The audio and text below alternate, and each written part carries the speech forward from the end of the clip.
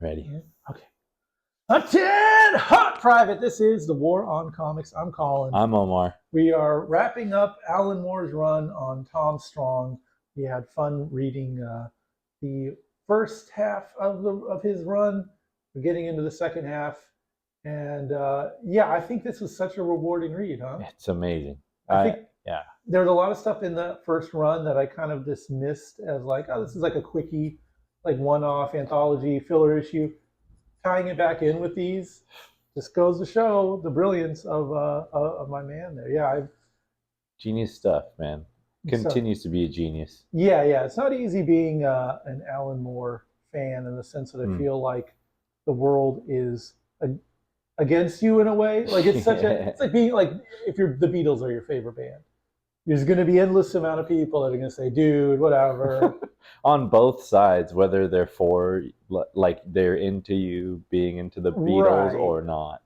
And so if you're going to say like, oh, Alan Moore is the best comic book writer, it's like, endless amount of people be like, no, not that good. It's whatever. Watchmen's overrated. But we are in the like the dirty laundry hamper of the Alan Moore catalog. This is not the Alan Moore that probably most people know and love. I think if you don't like Alan Moore, you'd probably like these comics. If for sure, Alan Moore is these comics. I think I said a little earlier they were coming out at a time I wished more comics like these were coming out, and I didn't get to read them at the time. These were like late 90s, early 2000s. Yeah, I think we're deep into not deep into, but yeah, what does our run start at here? We're looking at the barrel of about 2001, June 2001. June. So we're about to see some things go down. Yeah. I can maybe see why this got a little overshadowed. Yeah, something else occurred in this vicinity that kind of changed the trajectory of culture. But from innocent Alan Moore eyes, we have these fun-loving comics. We crack into them? Yeah. All right. Check them out. All right, so we got something to the effect of 10, 12 issues to get through. So we'll try to get a pretty good click on this one. I spent We get the highlights and stuff. Yeah, so this 11 starts with a great arc of the Tom Strange from Terra Obscura, which is like a alt universe or like a alt planet, something like that. It's like almost in the tradition of Weird Tales or like a Superman Bizarro kind of You play a lot of Hercules on N64. Dude, this is a very late. How late is this game for fucking N64, dude? That's so crazy. I feel like late for Hercules too. Yeah, but was it still on? I was a dedicated guy. We don't talk about Werewolf. Dude, what's his name? Yeah. Pull this one open here. Yeah. We don't talk about what Kevin Sorbo got into or where he was on January 6th, but. I'll stand by old Hercules. Yeah, Herc and Xena on a day in playing hooky from school. Life is good. Xena was the shit. Life is good. So this begins this arc where out of nowhere there's a man that looks quite like Tom Strong. It's Tom Strange. He's the Tom Strong of Terra Obscura, which. I'm trying to recall. Do you remember if we went to Terra Obscura in one of those earlier issues? It's referenced, and there is a. Actually, I don't think it's brought up. It's just in here. It's almost like we would have known about it, right? In this world, because I don't remember. There's some stuff throughout these issues that like they reference early story like plot points, like you were saying earlier. And I don't actually remember. And the conceit of this comic is we're like that this has been the Tom Strong story has been going on for damn near a century. Yes. So they'll reference things. And at this point in the run in the story, the fun part is figuring out if that's something that they've experienced themselves in the comic or if it's something that's actually happened already and you're just supposed to remember it. So it's kind of a fun little back and forth they're doing, but there's this idea that Tom Strange has learned about Tom Strong through these comics, which are Yeah. published on Terra Obscura. And so his planet in trouble, he needs to get Tom Strong that he's read about in the comics. So there's such a, I don't know, is that metatextual, I guess you would say, Yeah. game that Alan Moore plays where it's, I guess, the what if comics were real, but instead of the edge lord factor where Yeah. some Superman breaking someone's spine or something like that, it's like I don't know, I guess the more about the lines between truth and fiction Mm-hmm. blurring. And when you get into these sort of alternate universe space travel deals, you Yeah. get to find out what's going on. And I think these comics do really well, or this whole run kind of catches its stride when Alan Moore does bigger stories. I find myself kind of tuning out on the short, like Mm-hmm. anthology filler issues. But this arc right here, Yeah. awesome, right? He makes a very like it could be a convoluted story, but he makes it simple, and he always has like the punchline that I feel like inspires the story a little bit. Like He he's just writes, having fun. yeah, he kind of, yeah, it's, we've gone over this before, but he does seem to almost start with a punchline and then Mm-hmm. work a comic around that. Unreal Tournament right here. Wow, okay, all right. Damn. The Damn. Spawn game on Dreamcast. Dude, they're just all going at it in this fucking comics. Wow, there's a Mech Warrior game on the Xbox like retro pack right now. Sick. I don't think I'm man enough to handle that. Those big robot stories there's something else. So as we go along into this saga, we're getting basically we're finding out what's happening in this alien species, if I'm not mistaken, is kind of like trapped all of the, or it's like it's like a computer organism. Yeah, and it's like puts them in stasis or something like that. right. And the fun thing I learned about is that these are all real characters from Sick. what is it? The public domain characters from the 40s. I forgot the comics they were from originally, but it was one of those Charlton style houses, but they kind of folded and no one bought them. So these are just pure public domain characters, Sick. which I think Alan Moore always has a good time with. And it's kind of unimportant, though. I mean, you kind of get what's going on when you look at them. It's like, okay, yeah, sure, there's a ghost guy and a Captain America type.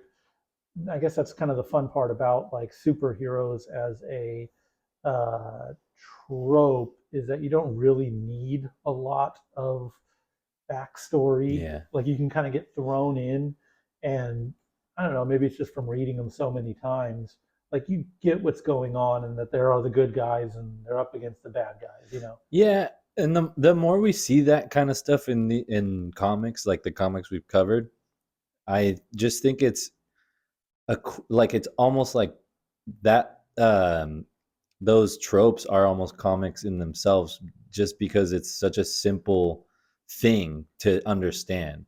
I feel like it's like that Joseph Campbell, I think, Right, guy. hero's journey. The hero's journey stuff is really universal, I think. Right, and I think it's a good writer will sort of use that to, and maybe that might be like the whole premise of this whole series of Tom Strong is like, what a superhero is. We know what a superhero is. We don't have to waste that much time doing origin stories and like introducing the concept of, other worlds and other characters. Like we don't need these guys' whole backstory. We get just enough to kind of keep it going. This guy was pretty cool. Yes. So this is they're sort of taking this guy and turning him into a computer virus to upload, very Independence Day, right? Yeah. Onto the invading alien ship, and all the heroes are kind of distracting him, and then he busts in, and I think he takes over control of the ship and is basically flying it into space. And kind of resolves really quickly, but it's Mhm. still a satisfying ending, and it has an epic quality to it, I would say. Yeah. And as old Tom Strong is reading some of his own comics, Yeah, he's just reflecting on that's it. great. Apparently, there was a Terra Obscura miniseries Oh, rad. that I didn't get to read. Magic. I wonder. What the hell was this, by the way? Yeah, good question on Wildstorm. They were trying.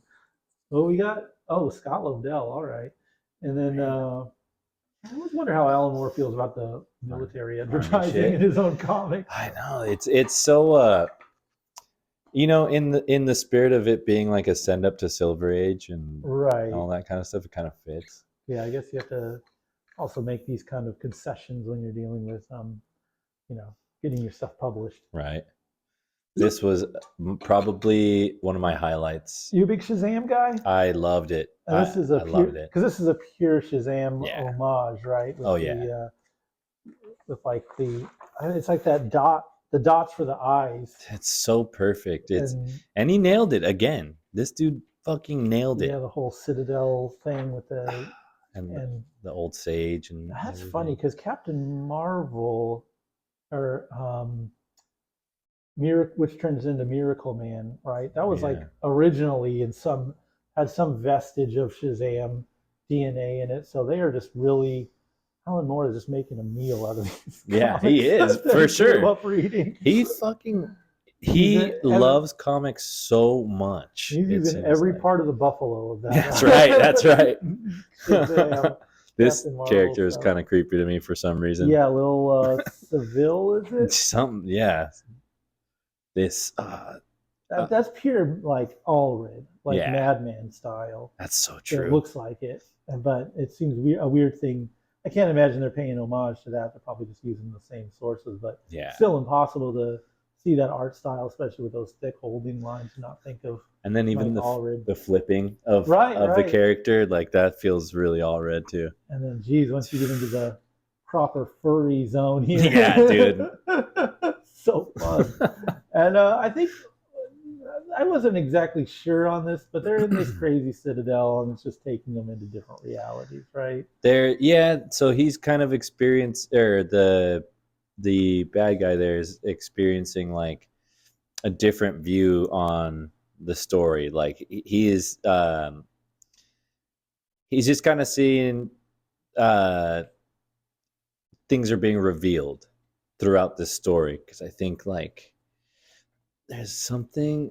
So the simple Savine inversion pistol, there's just like little things he drops of stories from before, right? And it has to do with like the multiverse, but okay, yeah, the capstone, 3 parts, and then they keep referencing to the capstone later on. There's just little stuff here and there it's a thinly veiled excuse to just draw all these all crazy this stuff, different versions of Tom Strong's and Savine's in different styles. I mean, this is like so awesome, like golden age. Yeah, have you seen like the AI slop shit? Oh yeah, this is completely like what it's trying to do. They're trying to do that shit, but it can't. Yeah, so I don't know how the plagiarism machine landed on that look, but you're right, it is those like weird thick lines and just too expressive of faces. Even that, and like CC Beck is probably like an underrated, like he made that language of comics. I think there's like, I mean, if you can do something like to have things be simple and expressive in this kind of way, like I'm always in awe of it. I mean, I always go to like Charles Schultz is just like the kind of master of like doing the most with the least, yeah, because his stuff is amazing, but like in a weird way, like super hyper detailed stuff, it just doesn't really move me. But when you can just get 2 dots for the eyes and communicate an idea. What a film. What a film. Yeah, those 2 legends, Catan and Fraser. So this is our Al Williamson like Mad comic book. Yeah. The Mad magazine when it was just like the comic book format. right? Or Right. you know what I'm talking about, Yeah. right? Those are those really early issues. And this is another one where I couldn't really. The plot is sort of in null and void. It's just an excuse to draw. Most of these are just like, let's get them there kind of thing. But at the Like, same time, a lot of this stuff comes back into play yeah, later on. there's And little things, little. And I wanted to ask you, do you know if that was like he's flying by the seat of his pants, like he's making stuff up, or is he? I mean, it's hard to say. I wasn't. I didn't really know the behind the scenes of this stuff. Mm, It seems like he must have just found an artist who had these kind of versatility and was like, I mean, you have to. I mean, Alan Moore's scripts are notoriously like hyper detailed, you know. okay. So I think it must have been, you know, here's some ideas I have here. What tell me what if you can match this Yeah. style or whatever. And you know, Sprouse is there's some styles he's better at aping than others, and when he's doing the kind of modern style, it still looks good. Like Sharp. this is competent modern cartooning. But I Yeah. think maybe this guy's special weapon is that he can just break out into these homages and make them entertaining to see in their own right, and also Yeah. like you could tell what they're parodying. There's There's definitely that Tarzan, like old Tarzan art style, like Right. adventure kind of thing. Yeah, it's not bogged down with that. It's like, you know, if Image Comics never existed, I guess it is still Yeah. like has a pinch of, you know, just straight laced Art Adams isms. Yeah. But you know, the exploration of these kind of angles and stuff like that still makes it feel very modern, as well as the coloring and whatnot. So even when they're doing all these different homages and whatnot, it's still like pretty. It's still real modern. Yeah. You're not going to be confused as actually reading a golden age comic. You know what I Yeah. mean? And here's this Johnny Future character, which we'll get into a little bit as we go along. Art, I think isn't it Art Adams actually? Yeah. Who gets really deep into that. It's coming up, I That's think. his pet character. It's so fucking cool. Yeah, it's cool, like That guy. space monsters. Yeah, so I guess kind of a filler episode, but you know, fun for the Al Williamson homage. It's like a lore drop. And I saw you said Star Trek right there. Yeah, Was that this like opening because it's a opening bit here. This is like Yeah.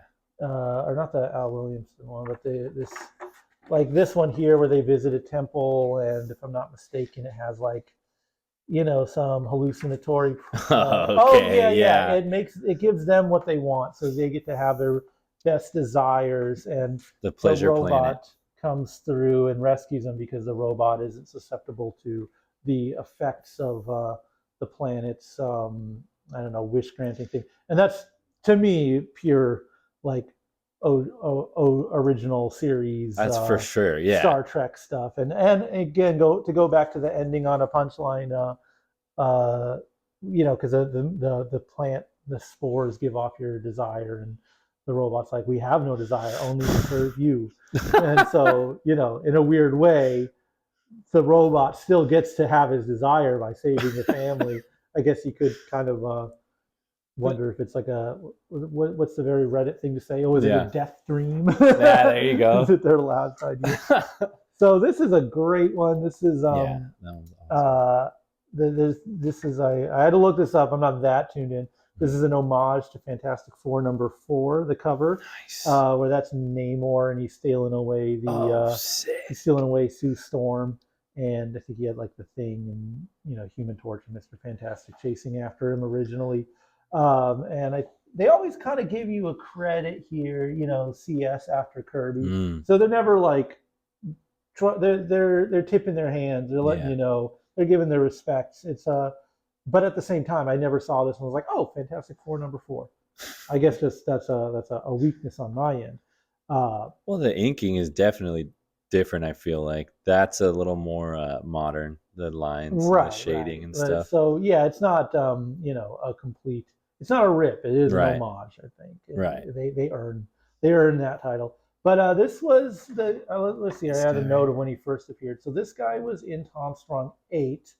Okay. Volvar Garm is his name, and yeah, he first appeared in this like really one-off bit where Tesla is exploring this like lava world, and she has this suit The on. machine, or yeah, And like again, it's one of those things where if you're if you don't remember this short story so from an cool. anthology from like 5 issues back, you're not really going to understand what's going on, or Yeah.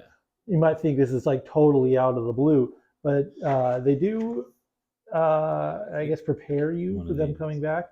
But even if you take away all of the continuity or whatever, like this is just such good tech, right? Yeah. The clear, somewhat glass, explorer units, and it's just so fun. I guess it's kind of a play on Hades and Ophelia. Anyways, Yeah. he snatched that gal up from the surface world, and so we're kind of playing with that mythology. But it's also just star-crossed lovers from different worlds. Basically, the Volgar around, like whatever it is, he's got the hots for Tesla because he's seen her when she came down, and old Tesla's not playing that game. But it's really sweet, honestly, Yeah. because it's like on one hand you have this like very standard issue, like brutish despot of sorts, or dictator, king, whatever, just snatching up someone from a foreign land, and it's all kind of the way you play it, because ultimately, of course, we know that she is into him and kind of had some feelings for him, and it's obviously a very romantic thing, right, to be swept away. But the expressions of like the open-eyed kiss, it's like she's not totally against it, Yeah. but at the same time, whoa. yeah, watch yourself, buddy. So I don't know. I guess it's kind of a shorthand of showing that there is a balance here, and I don't know. It's for whatever reason, the emotional pull of the story, even if it is kind of rooted in these sort of misogynistic tropes, right, of the guy just kidnapping the girl. I guess because of their powers and everything, there's kind of a sweetness to it.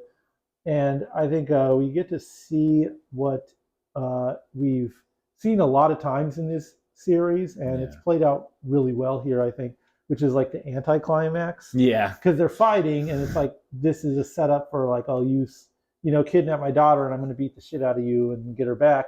But she's like, wait, we're going to stop.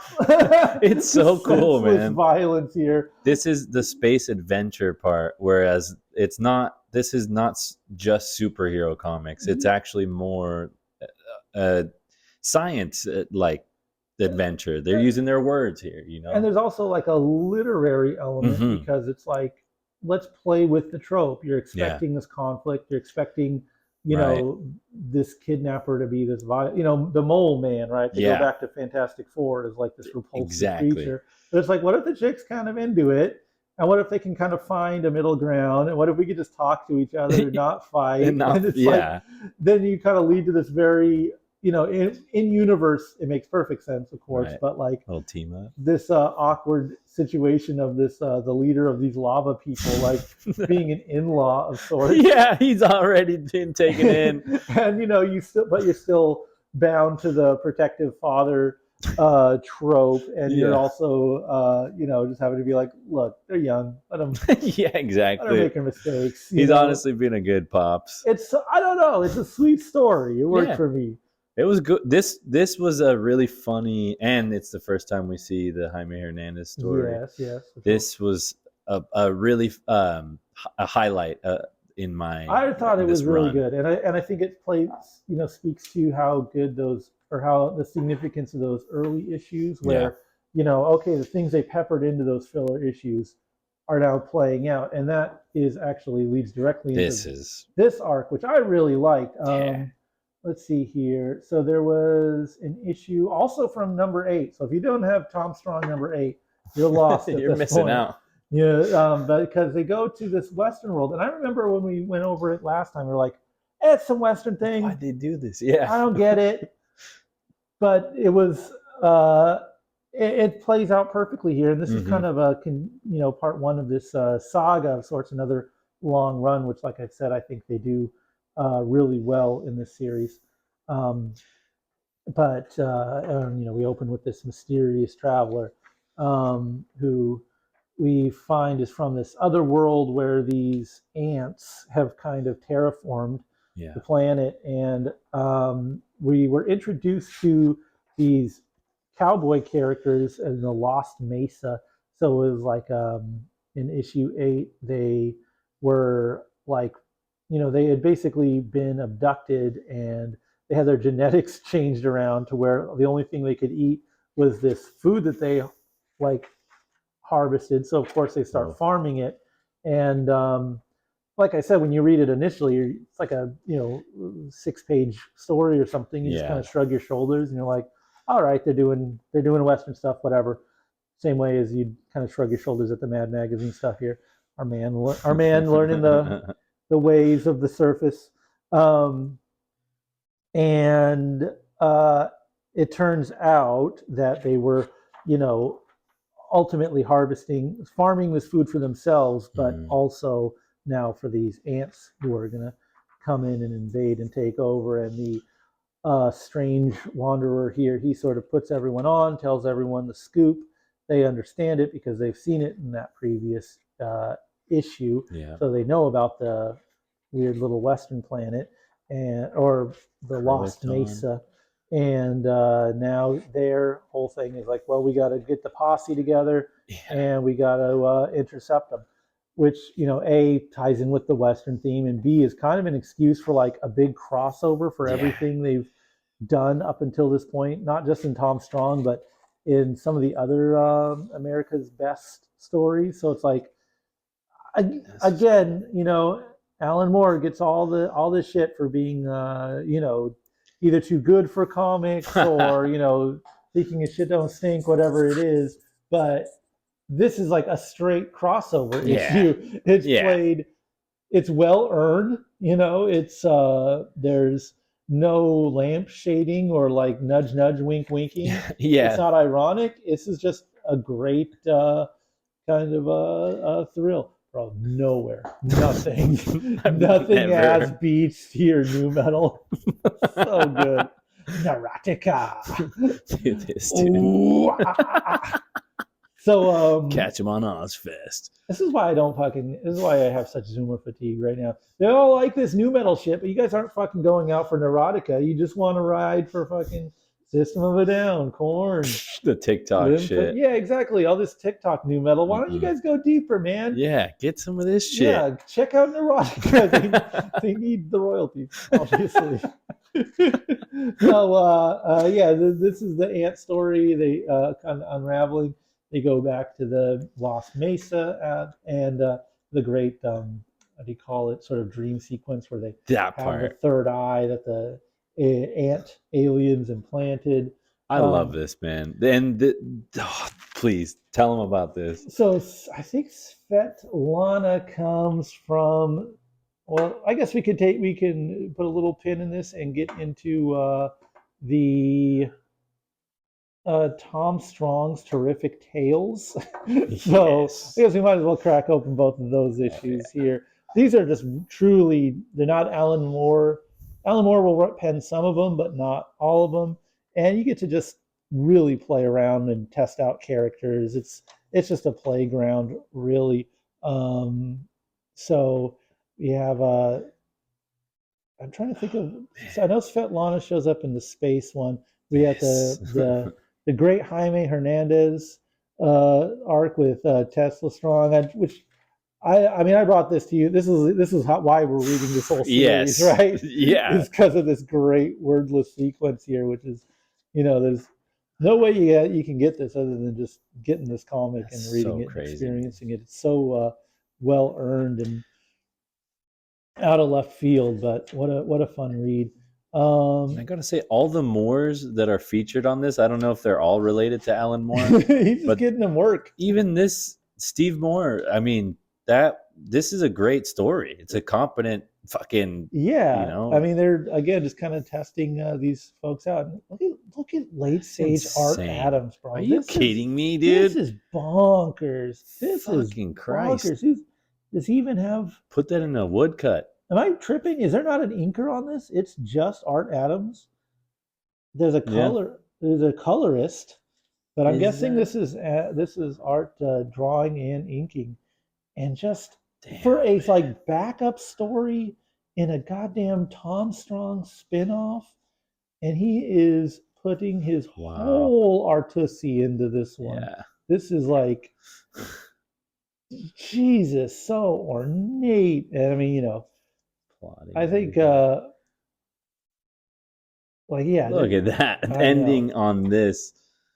So Fuck. yeah, this is sort of the introduction of this Johnny Future character. Here's a little dark sequence, little darkness here.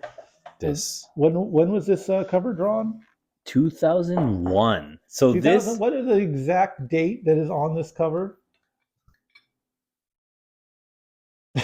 Oh my. Listen, the towers were falling. Holy fuck, dude. Art Adams wasn't taking a goddamn day off.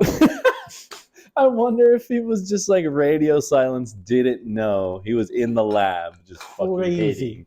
Crazy. Wow. Yeah, we've talked about this being like, a pre 9/11 There it series, is. but here's where it splits. But yeah, so in this short, we got the little.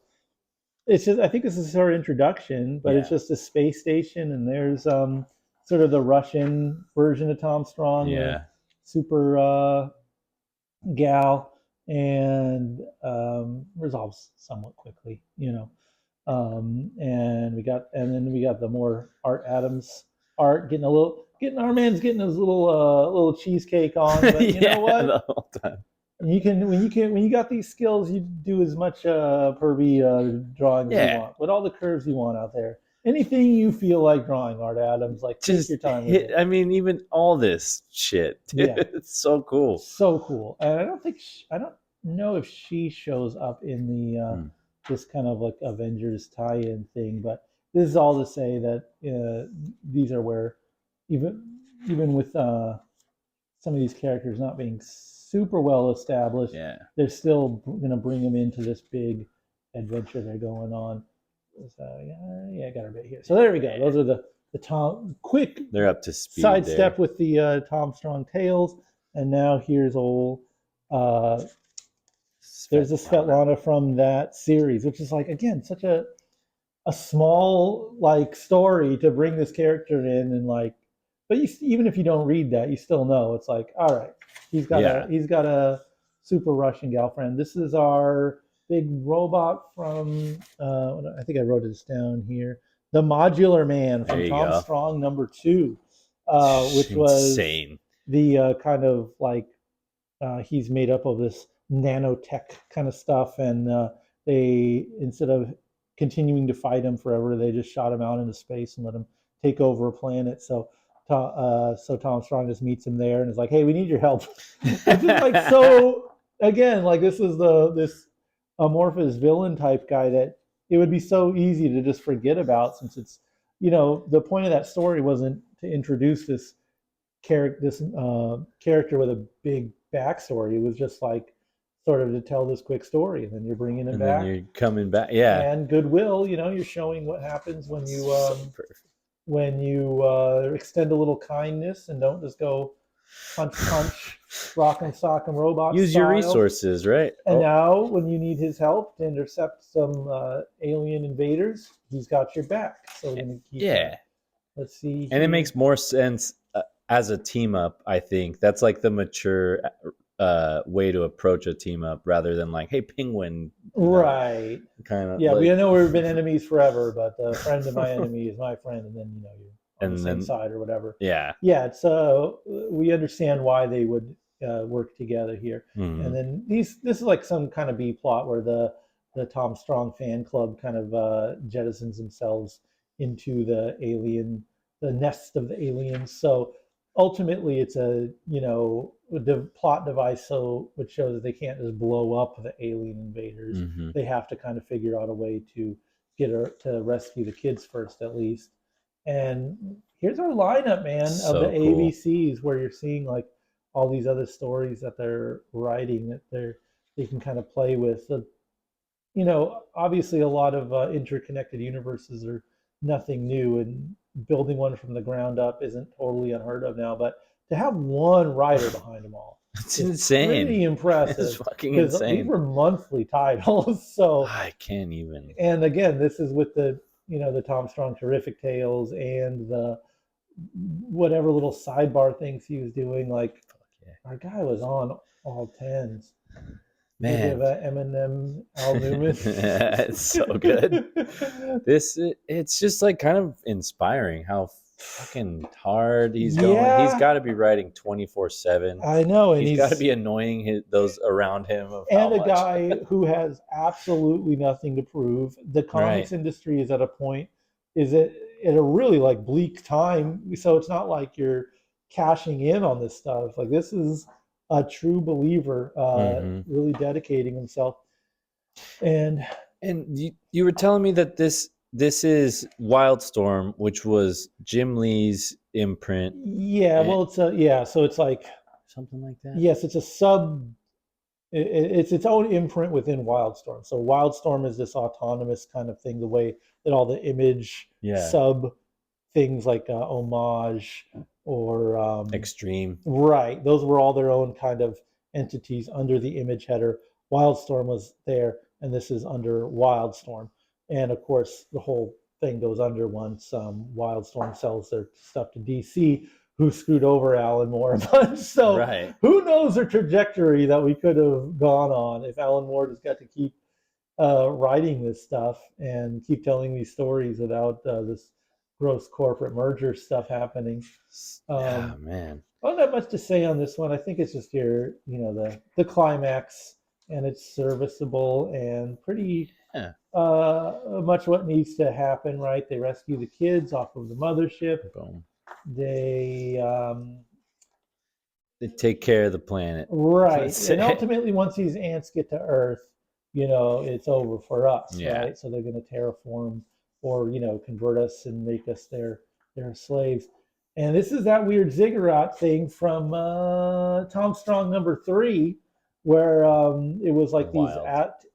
tech Aztec people, and they ultimately Tom Strong set the computer Quetzalcoatl thing free, and once again, it's coming back to help out the team. This floating Aztec temple that and it doesn't. no one was counting on. It's like Deus Ex Machina, but still, that was set up in the previous issue, so it doesn't. You know how like maybe it's my fucking comic nerd baggage, I guess, right, with things like this, but this is an interesting way to be able to bring those things back. And to me, I think fucking Alan Moore is playing 4D chess, right, in things like this, where he's just playing around with all of this whole universe that he just probably makes up on the fly. It does. I know it's very hard to imagine when he's doing this Aztec temple thing, that he's like, 10 issues from now, I'm going to have him come through. And I guess it also is, it's out of nowhere, but it's also like not totally important because he catches the last one, so it doesn't feel cheap at all. It's cool. It feels good for the story. It feels like it's a trope that he used, but it added to the story instead of how I would think it usually takes away, since it's usually like such a cheap kind of throwaway thing. But and we end on you got to close out with heart. First of all, like again, I'm gonna tell you this as what comic book writing is shit like this. The page layout, beauty. See how the text goes diagonally. Everyone's moving away as you close out on the bottom. Like it seems like nothing, or just like, oh yeah, of course you do that, but it's like this is what really good comic writing literally looks like. You don't even have to read what's being said. But it ends on kind of the funny note, of the lava man telling him about how he bangs out his daughter. What? That shit was so funny. Yeah, so it's like you got you can have this huge dramatic action climax, but and on a little bit of heart. It's a nice thing to see what we got. Tekken 4, man. Die Another Day. Oh, that great Madonna song on the soundtrack. Sly. And, The Sims. What a yeah. great game. I don't think the Sims know that like it was only girls playing that game. I don't know. Maybe they knew. They're like, well, girls are gonna play this anyway, so Might as well. we'll put the bikini babe up to hook the fellas maybe. Okay, we got an anthology issue.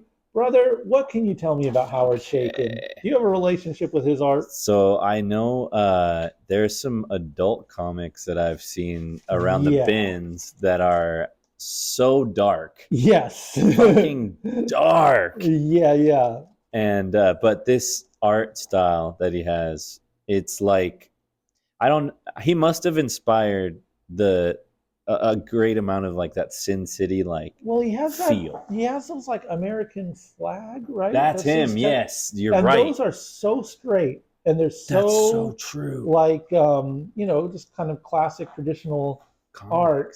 Yeah. And this shit right here, I don't like his stuff. I don't like this stuff. It's like, I mean, you can kind of make excuses for it, and that feels kind of crunchy.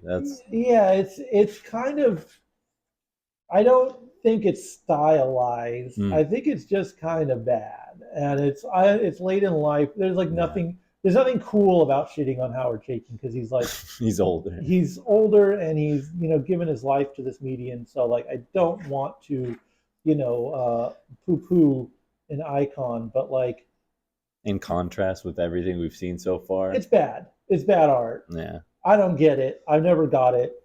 I'm just kind of comfortable at this point calling out, and I don't think I'm the first guy to be like, "Hey, do you know later Howard Chaykin stuff sucks?" I think it would be cooler if I could find the good in it, but I can't. But I do appreciate Alan Moore just getting his man a check, giving him something, throwing him a story, and also they didn't do him any favors with that digital coloring. Yeah, I gotta say, I mean, because it's super contrasty, which can be confusing if left in black and white. But when you do this like shading stuff, it is like you're doing that to kind of fill it out. Yeah, but it doesn't look good. It really doesn't. It pops in a bad way in this setting. But this is the Howard Chaykin and all, like, that's what I see mostly is like still present, is like, yeah, that's true. He's into all that shit, but still that's these like faces and bodies that are just not doing it for me. That's a fun story though. Is this the one where it was like, oh wait, no, oh yeah, so wait, no, I think he's fighting the team of in this issue. Yeah, it is like a 60s send up. Yes, and they and so basically the gals kidnap his wife, or is that right? And so he has to come and get them because they have some weird thing going on with the ship that needs like a guy to fix, or that needs to be fixed, but he has the technical know-how to do it. So he's just like, yeah, I'll just fix this thing. This isn't a problem. Yeah. But ultimately, it's like they were, the gag, the kind of chauvinist gag here is that they were too stubborn to ask for help, so they wouldn't ask him directly in this roundabout way. Yes, because they're this matriarchal society. So they got him to do some handiwork for him without getting him to do some shades of service. Look, it's fun. It's all in good fun here. And for the era, I feel like that's pretty spot on. And this is some fun stuff. It's this was great. Yeah, it's another like the Paul Savine kind of death dream. I think that's his daughter. Leomore, wow. I think we have his daughter writing a story, and this was a really fun, cool take on the bad guy. For sure, and it's kind of like his, like his last fantasies or his like dreams as he's dying. Yeah, I mean, right here, the reflections as a skeleton. Right. All of that stuff is so cool, and it's very, it's pretty contained because it's like he's questing for this temple of some sort of eternal life or whatnot, and doesn't realize that he landed right on. Right there. It's so good.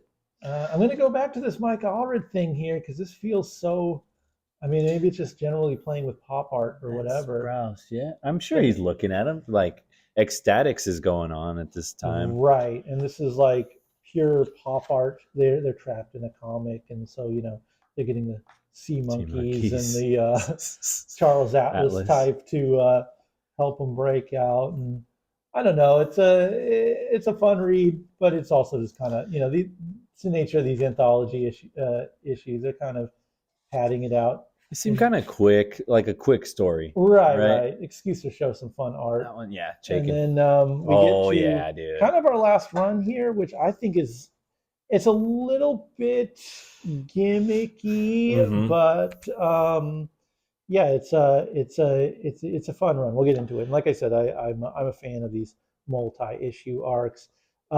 This was a throwback to the first Tom Strong issue, Yeah. so it's Chris Sprouse after Alex Ross, which is like kind of cool. All these like homages to different covers. Self-referential now. Very cool. That is so sick. And basically, the conceit is that there's this gal got a piece of this whatever time crystal kind of deal. It altered the history, and she's getting old Tom Strong to help her kind of rewrite or get things back on track. We got Jerry Ordway drawing. So again, you got That's some classics, Alan. man. Alan's just getting people some checks. Yeah. You gotta love it. You gotta love it. So we're just sort of seeing how this alternate timeline came to be, where the mom got with their ship. The ship hand. Yes. Yeah. He didn't die in this version, Right. which in the earlier version he does die, and it's not known basically if they had I think they did have relations and stuff like that. So now you're seeing like her happy ending basically. Right. And of course, unintended consequences arise. I thought this was really fun. Paul Savine and him just kind of team up instead of being like at each other's throat. So instead of being arch nemesis, they're partners in uncrime, I guess. And they do just become a duo. It's really cool to see that they're like in an alternate reality they were mortal enemies, and now they're basically besties. Right. And it's sort of taking Like, this trope that keeps coming up in this comic of like non-conflict. As we kind of see more of their life unfold, they just kind of keep reforming their bad guys and have them joining up with their that's wild. Yeah, with their team. So, like subverting the subversion of it. Right. Or like taking it to even a further extreme. And badass game. Or Navy art. Kind of strange they're going after teenagers, right? What can you? I'm gonna. You're not gonna catch me trying to argue the military-industrial complex. No.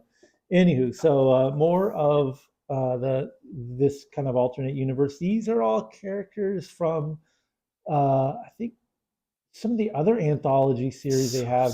Miss Madam, she can't. Oh, she's like the Cobweb, and then there's Promethea and their Plastic Man guy. And yeah, we're just sort of showing how in this timeline the Savine and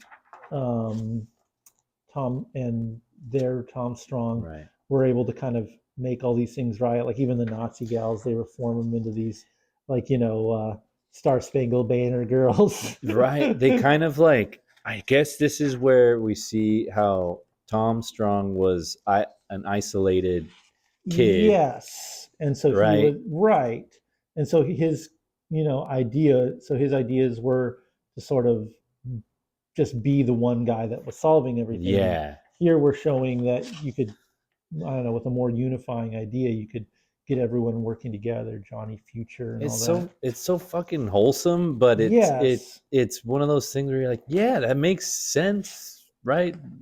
It's if you look at it in like I guess in like a mature way or something, like it's just like, I wouldn't say it's like, oh, it's the right thing to do. But it's I guess just an approach that makes a little bit more sense. Yeah. and it's kind of this utopian alternate timeline, but we're going to see the cracks in it come in pretty I quickly think here. next issue we start seeing the flip side of this Right. planet. And I needed to get some of these Sam Keith ones. I loved Epicurus the Sage as a kid, and the eternal Sam Keith stand. Yeah, Nothing you can do to make me break my love for old Sam Keith stuff. dude, I don't know if I read the full Epicurus the Sage. legendary. Wow. This was also a legendary game, underrated. Chaos Legion. Yeah, this is after my time, my friend. So you'll have to. Oh, I got you. Chaos Legion. All right. That's a crazy one. But And the in this so in this run though, what was the let's before we get into the kind of flip side of it, right. what do you feel was the most like where did he fall flat on this kind of take? Well, I know. mean, I guess it's the challenge of any writer who has to kind of do a deconstruction of a genre, right? A full, yeah. Which is like at some point, if you take away all the conflict, you don't have a good story, Yeah. or you Yeah. don't have a story, Yeah. And so I guess this is a way to kind of like interject some conflict into this alternate timeline here. With this, I do think maybe this was a more thought out kind of thing because I think Right. he's taking the who was it? It was it from X-Men. Oh, like the Days of Future Past Yeah, line. yeah. Yeah. Bishop. Right. He's taking Bishop, Silver Surfer, Yes. and there's one more element that I feel like I don't know exactly what it is, but it has like another DC kind of element in Yeah, there. and it's I guess I didn't mention it, but it's for my own In that fixation. This is in this cover. This cover. So we have the homage to Tom Strong #1. We have the homage to Fantastic Four #26. Oh wow. Another FF twist, and we credit our man Kirby here. And then this one was the George Perez Crisis on Infinite Earths #7, The Death of Supergirl. There That's it the one where is. you normally have Superman holding with dead Supergirl. But it's kind of weird because I guess that would mean that Superman would have banged his cousin in that. If we were to follow that one to its logical conclusion. But we're moving past that. Moving past. So yeah, this is their Tom Strong sleeps with their Paul Savine's wife. They Yeah. have an affair, and basically, I don't know. Maybe that's kind of what they were getting at, is that when something is too good, inevitably it has to go wrong, Yeah. and it's I don't know, maybe you could say it's cheap that like an affair is like a cheap plot device, right? But it's also like it works. It's kind of timeless. You're working for a with reason. people. You're working with people. I feel like it's a perfectly it's not unfounded. I don't think this kind of trope. Yeah, I mean it's soap opera, but it's Right. still again, it works. It's a cliche for a reason, right? Mhm. So the modular man has to die as being witnessed. So crazy. I know. So and it's like they built it up really quick, this alternate timeline, and then they have to show it fall apart. Yeah. I guess it sort of anticipates the Civil War thing, right? Where there's different factions who side with different people. Chopped old their so Tom Strong's crazy. head off. It's yeah, kind of. I mean, it's a complete story. I feel Yeah. very satisfied reading it. There's our Silver Surfer Boom. here, right? hmm I mean, it's very alt timeline, very I don't know, a bottled. It's all kind of Yeah. self-contained, because of course, then it's really easy to travel back in time and kind of undo the one inciting incident that spins it Yeah. off. But it's still like, you know, resolving it as quickly as it does. It's still a pretty satisfying story to read, and kind of pays off if you're reading all these other comics, seeing their alternate stories. Yeah. And you do get that closure a little bit here. Yeah, and so what was it? And then it's dour because Tom Strong ultimately he knows could have spent spent time with his his dead parents. Yeah. Every superhero's story here. There's some Sam Keith. I know. I gotta read. I never think I've ever read that Zero Girl story, but That one, the only thing I know about it is that it's a little controversial, let's say. yeah, I kind of have Gen X fatigue at the moment. I'm sort of I'm kind of sick of Gen X men and their fantasies. And it was so similar, man. Yeah, it's just over and over and over again, and I'm just done with it for right now. It's a problem of like reading uh, so many stories by this generation of guy. The I don't know, the Kevin Smith of it all, There you right? go. Where it's Yeah. like got a very specific idea of what a woman's role is, and it's I don't know. I'm reading too much stuff that's from that perspective, so maybe I need to That give it a little awakening. time before I get to Zero Girl. But again, got to give a shout out to old Sam Keith. Yeah. He's an icon. I don't know if he's Gen X either. I my apologies for belittling and degrading the mighty Sam Keith. Well, you were seeing this stuff come out at that time. Well, I too. was a little bit. I was not necessarily in the. I was like I was in the trenches for Sam Keith when the Max was coming out. Sick. You better believe I was had a pull list for those. So Dude, did you ever see those Wolverine Sam Keith? oh yeah, the days? Marvel Comics presents iconic run, brother. Iconic run. Yeah, putting those together was a very, very good time. That was man. I'll break out the Sam Keith collection for you guys at some point. So I think we're gonna have to see that for crack sure. into some odds and ends here. But yeah, man, that's this isn't the whole run. There's 36 issues in all. We tapped out after what 22. 22. And Alan Moore stopped writing after then, and I lost interest immediately. After this, yeah, I was gonna say it's really fun when he's having fun with it. For sure, and I just don't.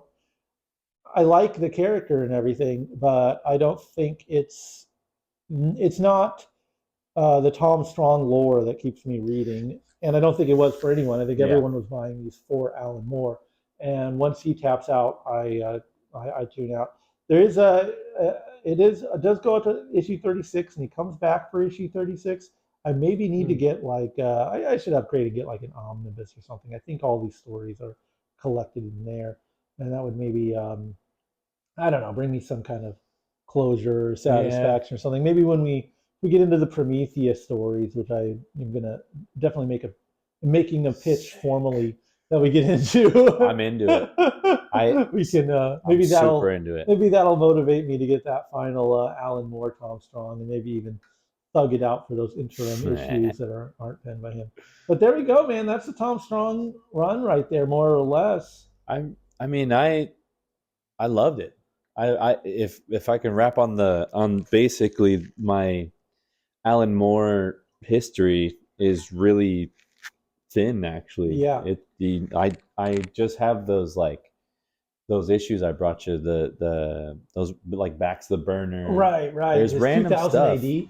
His 2000 AD stuff, which I don't think, I even think V for Vendetta is kind of trash. He really does become Alan Moore with Watchmen. That is such a evolutionary leap. And that's, I don't know. I don't care. It's the best fucking comic of all time. I don't give a shit what anyone fucking says. It changed comics. It's for like 20 years. If no one read it, it wouldn't fucking matter because it's so goddamn like textural. There's nothing else that's playing the shell game that comic does, where you're following the story, but then there's like, interplay with the text and the pictures and the Black Freighter stuff. And you know what? I watched this disgusting YouTube video. The YouTube video was great. The YouTube video was awesome. The guy did an awesome job, but he put this onto me, and this is some cursed knowledge that I have to share with you and I guess everyone reading this.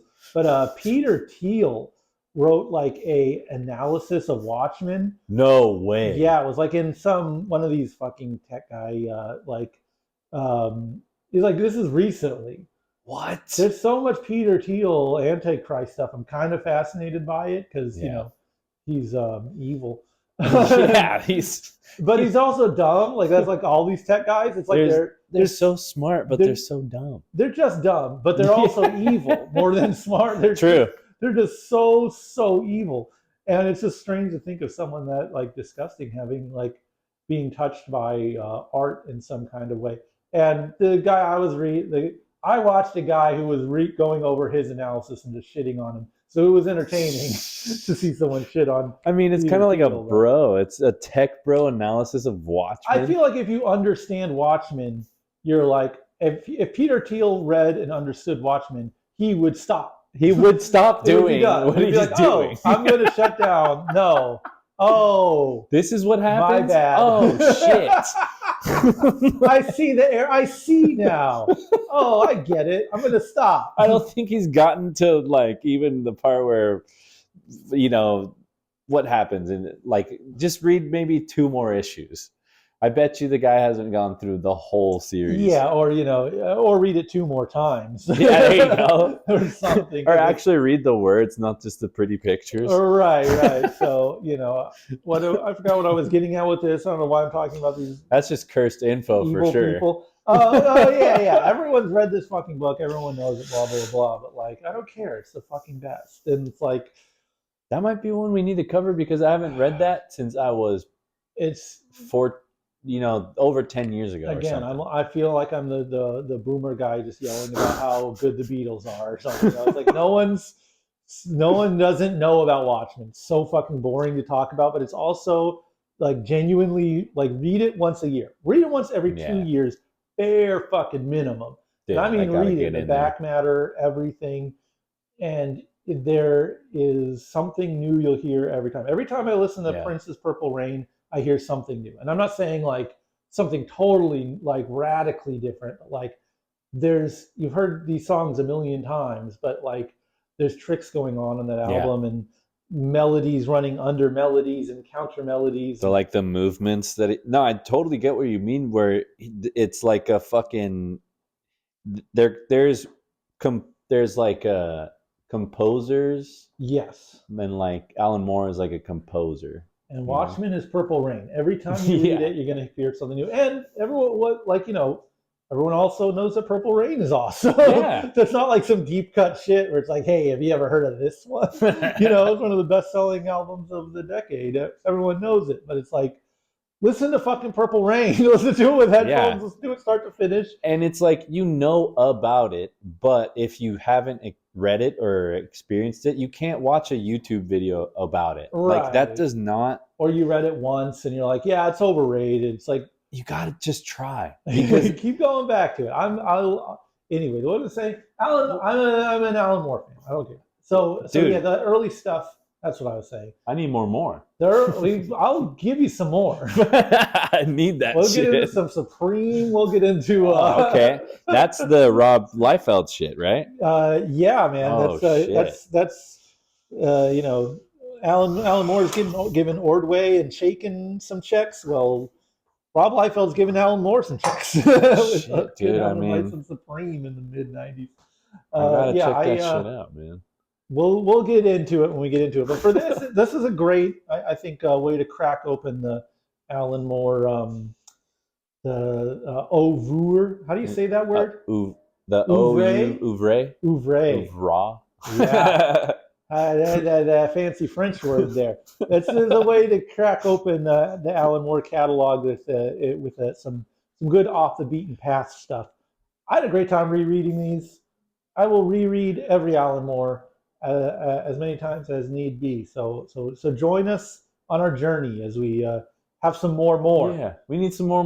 We're gonna have some more. Hell yeah. At ease, Private. At ease.